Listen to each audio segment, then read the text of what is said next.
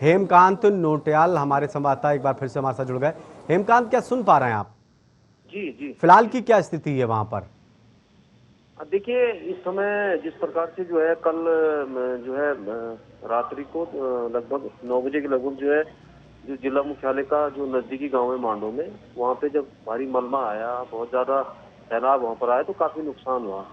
अभी के जो हालात हैं, लोगों के मकानों में मलबा जो है आ रखा है और लोगों के मकान जो है क्षतिग्रस्त हो रखे हैं और लोग जो है काफी परेशान हैं। और कई लोग ऐसे हैं जिनको जो है जिला प्रशासन की तरफ से जो है अन्यत्र जो सरकारी कॉलोनी है वहाँ पे जो आवास खाली है वहाँ पर जो शिफ्ट कराया गया है। और कई मकानों में मलबा घुसा हुआ है, उन उस मलबे को जो है निकालने का कार्य किया जा रहा है।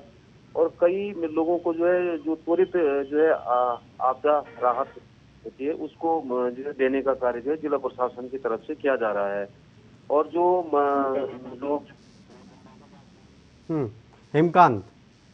जी, मैं आपको बता दूं कि कहीं ना कहीं लोग परेशान हैं, डरे हुए हैं, सहमे हुए हैं। कई लोगों के मकान जो है मलबे में दबे हुए हैं। कई लोगों के मवेशी जो है इसमें जो है बह गए हैं और 3 लोगों की मृत्यु भी वहां पर हुई है। उनका अंतिम संस्कार जो है कर दिया गया है। लोगों को कहना है कि अभी जो है काफी दिक्कतों का सामना यहाँ पर लोगों को करना पड़ रहा है, लेकिन जिला हेमकांत, ये प्रशासन कितने बजे बादल फटा था? क्या रात में सोते वक्त ये घटना हुई?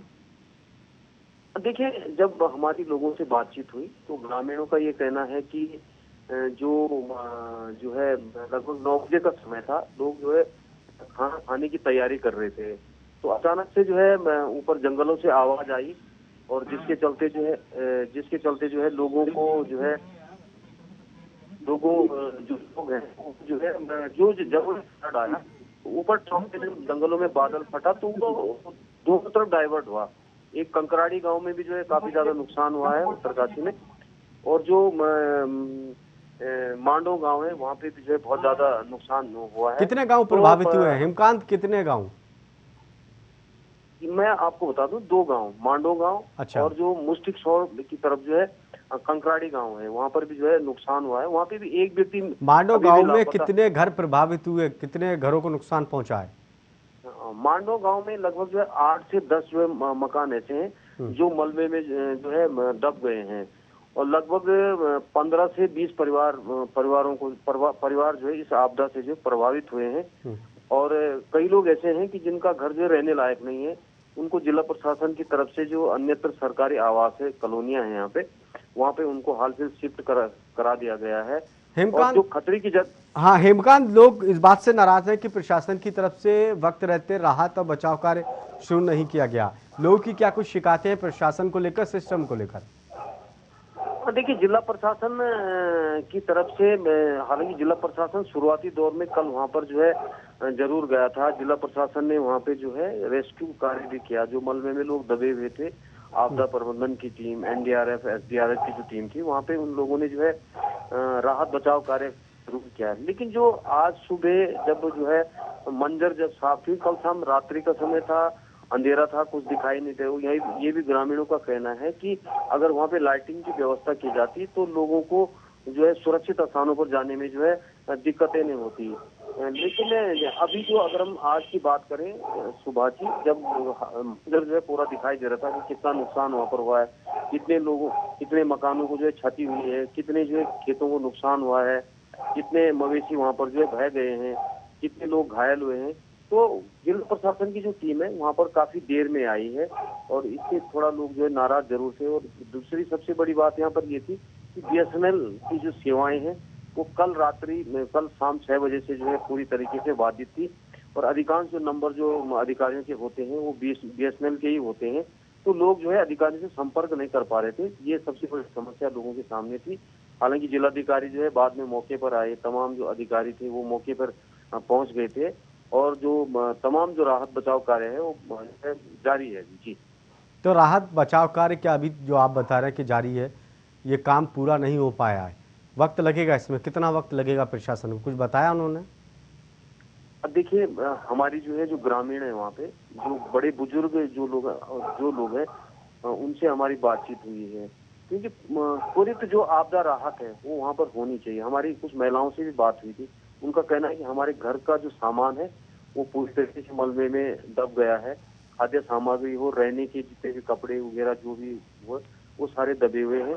हम लोग अस्त व्यस्त हैं और हम चाहते हैं कि जो जिला प्रशासन है हमको जो है जो त्वरित जो आपदा राहत होती है उसकी व्यवस्था कराए। और हमारे जो बड़े बुजुर्ग वहाँ पर है उनका कहना ये है कि ऐसी आपदा यहाँ पर जो है 1984 में यहाँ पर आई थी। तब जो है यही जो गदरा जो गांव के समीप है इसी पर बहुत ज्यादा फ्लड आया था, बहुत ज्यादा नुकसान उस समय हुआ था और उसके बाद अब हुआ है। कितने गांव माडो में हेमकांत माडो गांव में कितने परिवार थे, कितने घर रहे वहां पर? देखिए ये एक ग्राम सभा है मांडो गांव। यहाँ पर लगभग जो है 250 से 300 परिवार जो है यहाँ पे निवास रहते हैं और गंगा जो भागीरथी बहती है उसके बिल्कुल समीप ये गांव जो है। चलिए हेमकांत, आप नजर बनाए रखिए इस खबर पर, आगे भी आपसे अपडेट देते रहेंगे। बहुत बहुत शुक्रिया हमसे बातचीत करने के लिए। हेमकांत नोटियाल हमारे संवाददाता उत्तरकाशी से हमारे साथ जुड़े हुए थे। माडो गांव में बहुत बड़ी तबाही हुई, तस्वीरें देख के आप भी अंदाजा लगा सकते हैं, जान माल का बड़ा नुकसान हुआ है। लोगों का कहना है कि 1984 में इसी तरह की तबाही माडो गांव में हुई थी, लेकिन एक बार फिर से उस घटना को याद दिला दिया जो बादल फटा है। 3 लोगों की मौत हुई है। ये तस्वीरें हम आपको दिखा रहे हैं। हालांकि गांव के लोगों में इस बात को लेकर गुस्सा है कि वक्त रहते प्रशासन का बचाव कार्य शुरू नहीं हुआ, इसके चलते लोगों को और भी ज़्यादा दिक्कत हुई। बढ़ते आगे उधर टिहरी के विकासखंड भिलंगना के मेड गांव में बीती रात को बादल फटने से जगह जगह तबाही हुई। काश्तकारों की कई नाली कृषि योग्य भूमि तबाह हो गई। वहीं गांव को जोड़ने वाली सड़क जगह जगह से क्षतिग्रस्त हो चुकी है। इसके साथ ही मेड के नज़दीक की गांव के निवल गांव में अतिवृष्टि से काफ़ी नुकसान हुआ है। घटना सुबह तड़के 4 बजे के आसपास की बताई जा रही है। बादल फटने से गांव में दहशत का माहौल बना हुआ है।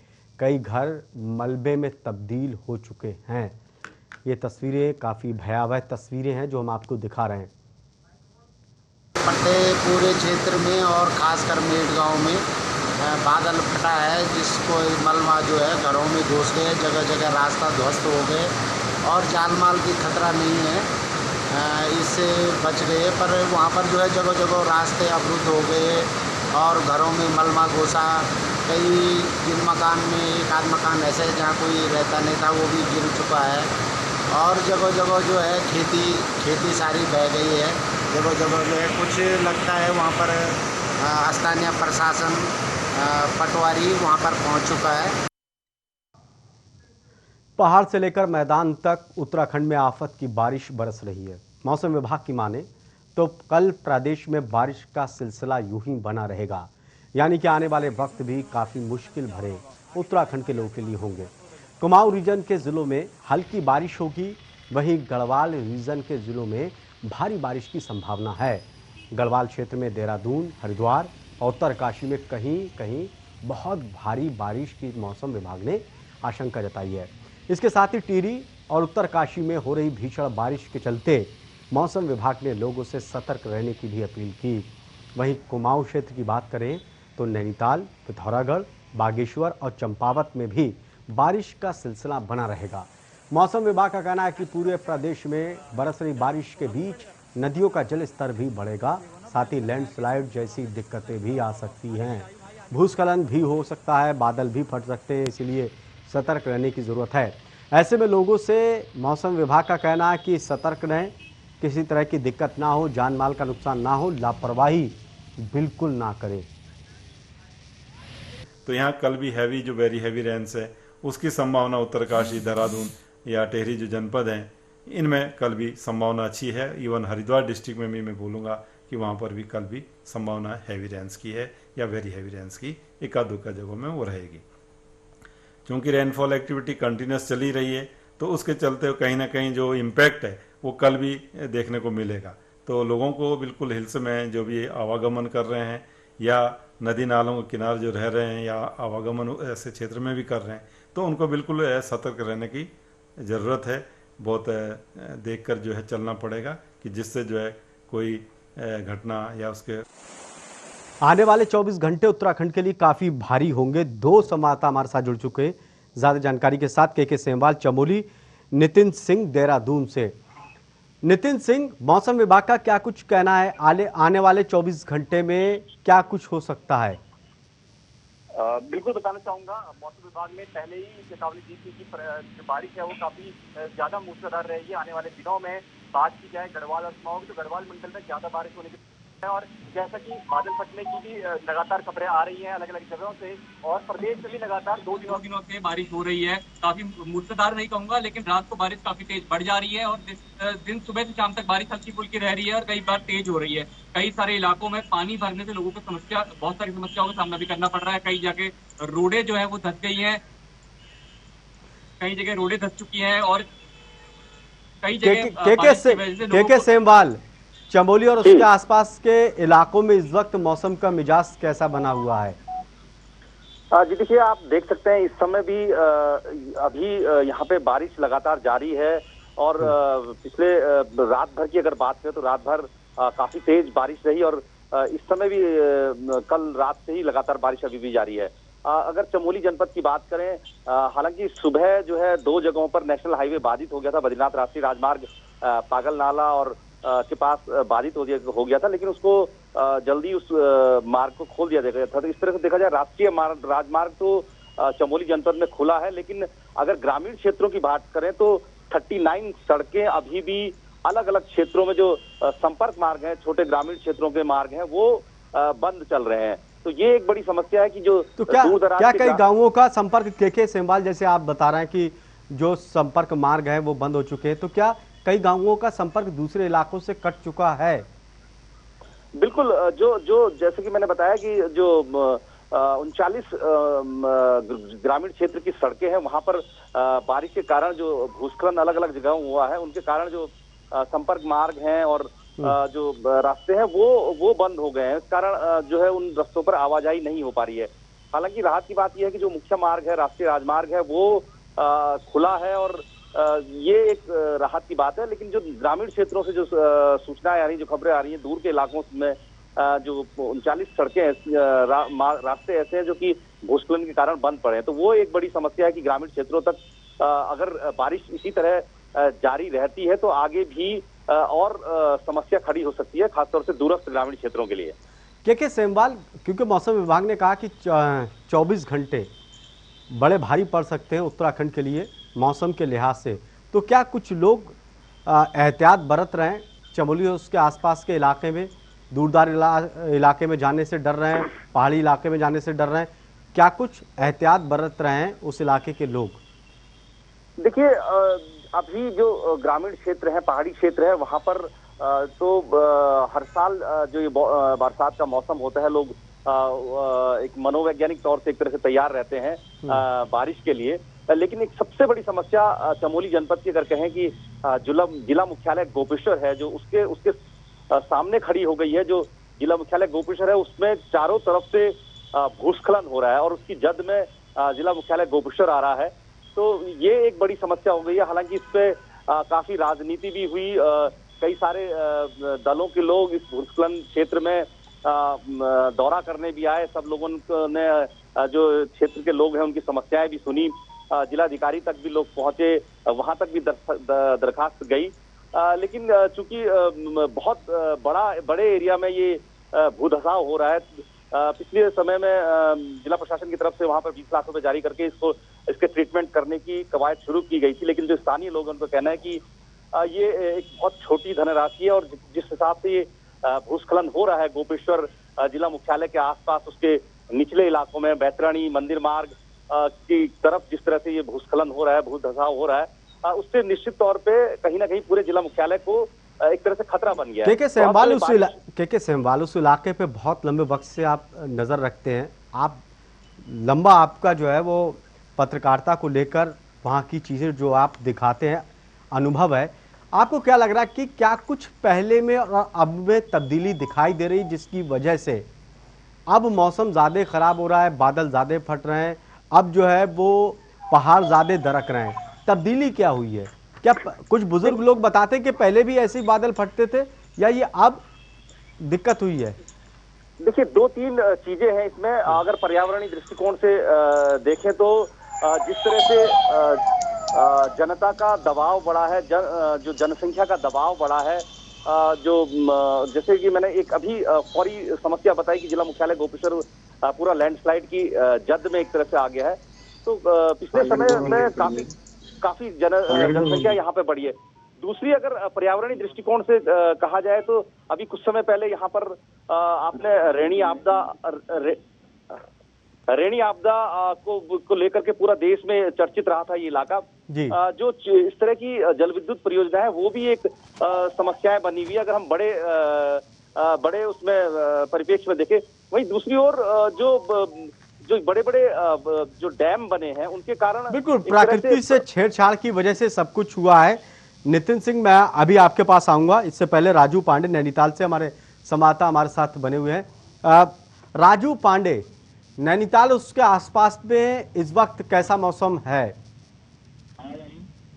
देखिए आरिफ, जिस तरीके से पूरे उत्तराखंड में बारिश का जो सिलसिला है वो पिछले 24 घंटों से बदस्तूर जारी है और कुमाऊं क्षेत्र में भी ये जो बारिश है पिछले 24 घंटों से लगातार चल रही है और अभी तक का जो एक अनुमान है करीब 42.7 mm जो वर्षा है वो पूरे उत्तराखंड में रिकॉर्ड की गई है। और कुमाऊं की जो तमाम जो नदियां हैं, चाहे वो कोसी हो, वो दाबका हो या सिपरा नदी हो, सारी उफान पर है।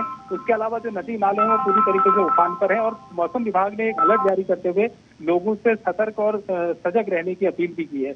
हालांकि जो जिला प्रशासन है और जो आपदा प्रबंधन की जो तमाम जो टीमें हैं वो पूरी मुस्तैदी के साथ मोर्चे पर डटी हुई हैं और जो नदी किनारे जो बसे हुए आसपास के जो लोग हैं उनको डुगडुगी बजा के उनको मैसेज देके वहां से बाहर निकाला जा रहा है ताकि लोग किसी तरह की कोई जनहानि ना हो। जी नितिन सिंह, इस वक्त देहरादून में जो लगातार बारिश हो रही है, क्या वहां भी लोगों के सामने दिक्कतें आ रही हैं और आ रही हैं तो क्या दिक्कतें हैं? बिल्कुल बताना चाहूंगा, लगातार हो रही बारिश से बहुत सारी दिक्कतों का सामना आम जनता को करना पड़ रहा है। कई जगह कॉलोनियों में पानी भर चुका है और पानी की वजह से उनका घर से बाहर निकलना मुश्किल हो जा रहा है। रात को इस तरह से पानी जा रहा है जैसे कि किसी नदी का पानी जाता है, बिल्कुल बहाव में जा रहा है, काफी तेजी में जा रहा है। अगर सड़कों की बात करूँ तो सड़कों में जो है बारिश की वजह से कहीं ना कहीं दरकने की बात आ रही है। कई सड़कें जो नई बनी थी वो दब चुकी हैं, फिलहाल नई सड़कें अब मार्केट की सड़कें दब चुकी हैं। सड़कों में ट्रैफिक देखने को मिल रहा है, काफी ज्यादा ट्रैफिक जो है वो आ रहा है। लोगों को दिन भर ट्रैफिक की जो परेशानी दिख रही है और बारिश जो है वो लगातार हो रही है। लगातार बारिश होने के कारण लोगों को आवाजाही की दिक्कत है, घरों में अपने घर के बाहर निकलने में दिक्कत है। पानी जो है वो नालियों से निकल के बाहर आ जा रहा है, कई गंदी नालियों से भी पानी बाहर निकल जा रहा है बारिश की वजह से। लगातार बारिश होने की वजह से उसका जहाँ से निकास बाहर निकलने का रास्ता है वो ब्लॉक हो गया है कई सारी चीजों की वजह से। तो बिल्कुल नितिन, वक्त की कमी है, आपको रोकना चाहूंगा। के सेमवाल, नितिन, राजू पांडे, बहुत बहुत शुक्रिया हमसे बातचीत करने के लिए। तो खास कार्यक्रम में इतना ही। ताज़ा तरीन खबरों के लिए देखते रहिए TV 100। नमस्कार।